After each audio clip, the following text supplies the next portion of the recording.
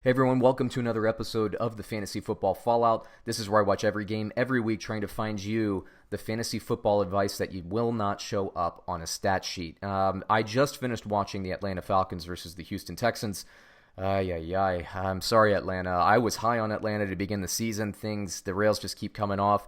I thought Dan Quinn was going to be the first one fired. When will he be fired? I don't know. We'll see. But we'll talk about that all up coming up now on the Fantasy Football Fallout.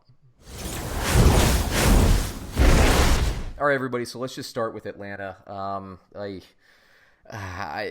Neal goes out for the second time for the season. Their talented safety there. The defense just continues to get worse. This was a put up or shut up season for Dan Quinn. He took over the defense. They cannot stop anything. This was a tough matchup for Atlanta. I was on Houston to cover the spread, which I believe was 5.5 when I took the points. It's kind of a lot of points, I thought, for this matchup. Atlanta has nice talent, but they just can't get anything going. Matt Ryan, let me read you his numbers. They look good if you look at the stat sheet, right? Actually, I think he had his best game of the season, truthfully. I have been critical of him this season with his play, but his arm finally looked like what I'm used to Matt Stafford's arm looking like. But it was 32 completions on 46 attempts, 330 yards, 3 touchdowns, and an interception. For all those people, and I was high on him in fantasy football, look, he's going to continue to score because Atlanta's going to continue to give up points. And that was kind of what was happening last year. The difference this year compared to last year is, Matt Ryan's getting these touchdowns, maybe not quite as much as he was last year, although he's getting a pretty decent amount, but he's throwing more interceptions. So he's got to cut that down. And also, more importantly, he's throwing the interceptions a lot in the red zone. Again, not too bad today, though. Beforehand, for the touchdown predictor, I said Matt Ryan was a start, and that ended up being true. I like Austin Hooper every week now. I thought he was going to have a little bit of a down week and not get in the end zone. I was right about that. I think I'm actually 5 for 5 on Atlanta games for Austin Hooper this year, although I'll be honest with you, the first 2 games are pure luck. I need a couple weeks of data for these things to get going. 6 catches, 56 yards for Austin Hooper, 9 targets, no touchdowns. Sanu, I had as a start. I didn't think he would get in the end zone, but he did. Calvin Ridley actually did not have him get in the end zone. I thought that touchdown was going to go to Julio, so I was wrong on that for Mr. Calvin Ridley. 5 catches, 88 yards, and a touchdown. Nice game for him. I actually had him on my bench because I thought that he wasn't going to be as involved. Sanu, anybody out there, if you're looking for a receiver, because of, I guess, his reputation, he's still out there in a lot of leagues. You can pick him up. In this dirt cutter system, they are going to be using him. It's very consistent, and he's open quite a bit. It helps to have Julio and Calvin Ridley drawing coverage. But man, Austin Hooper and Mohammed Sanu, man, they're feasting. And I like this offense from a fantasy football perspective, outside of the running back, the passing game specifically.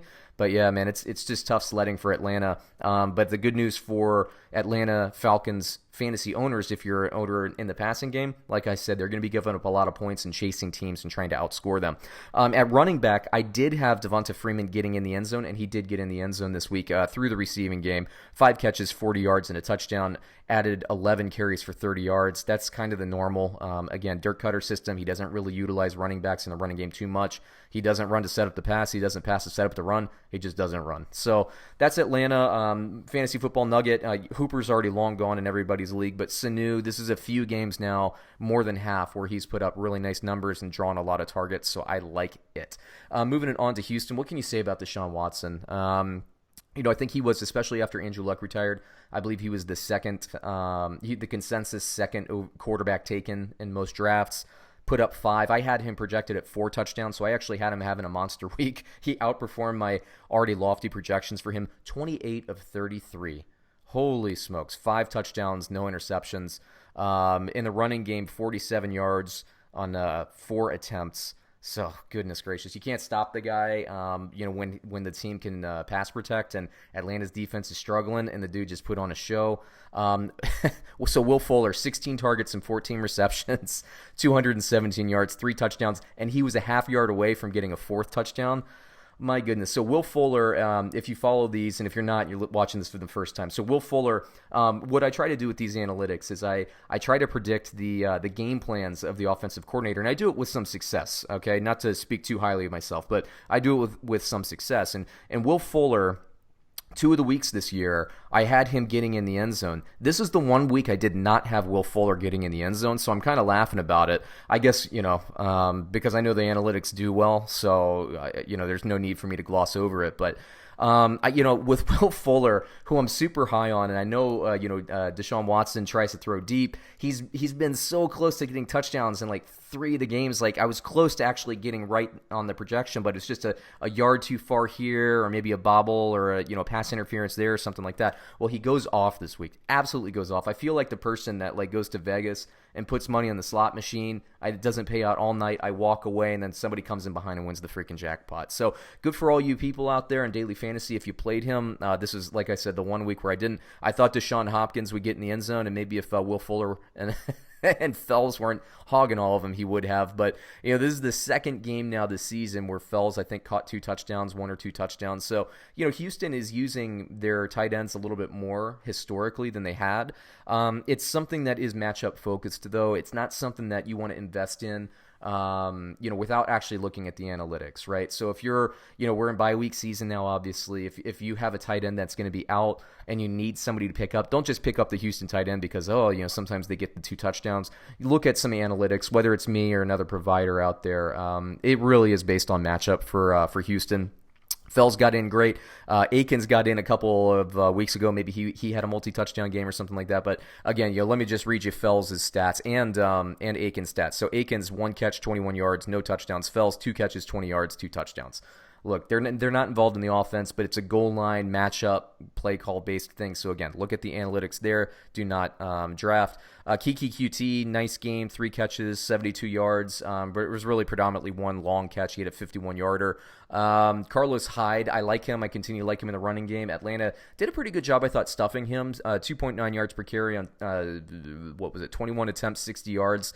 But he did find the end zone. That was that touchdown that Will Fuller was that far away from getting another one. It was just, what a game from Will Fuller, but that's what he puts up. He's boom or bust, as I say. Unfortunately, I busted a few weeks away, and I missed the boom, so that's what happens. But yeah, daily fantasy-wise, Stills, I like his presence in the offense. Nothing on the stat sheet. I'm assuming he didn't play, though I'll be honest with you, I didn't check the inactives list before this game. So yeah, QT gets in there, gets the slot work. But really, this is a Fuller and Hopkins offense along with DeShaun Watson. I continue to like the running backs, though. Carlos Hyde, I mentioned 21 carries. I like a running back that gets 20 carries, right? Duke Johnson added 9 carries and 59 yards. I like him out of the backfield. Only 1 target this week, but again, when you have Will Fuller snapping up every target in the freaking game, then you don't have to do it. I noticed, too, Atlanta struggled a lot with crossing routes and double moves and that kind of thing. I wonder if that's going to be, more of a trend throughout the season. I hadn't noticed it before, but it's something I'm going to be watching out for. And obviously, you got to look out for any receivers playing this Atlanta defense, because they're giving up some yards and they're giving up some touchdowns. So there you go. There's another episode of the Fantasy Football Fallout. Please subscribe to our channel, watch some videos. We're trying to get to our 4,000 watch hours so we can become an official YouTube partner, and actually that helps us enhance our channel and the viewing experience. So it would be great. We have a playlist in the upper right-hand side of the screen. Please do that. Also, if you know somebody who would like it, please share the video. We are not shame. We have no shame in asking for referrals. So please, help us grow this network. It would be great. The more we grow, the more shows we're going to be able to put on there, the more personalities, not just me, but everybody we're going to be putting on there as well from Underdog Podcast. So check us out. Check out our channel page as well. We got a little bit of, a little trailer starring myself, just talking about what other shows and other offerings are going to be coming down the line as well. So thanks, everyone, and catch you on another episode.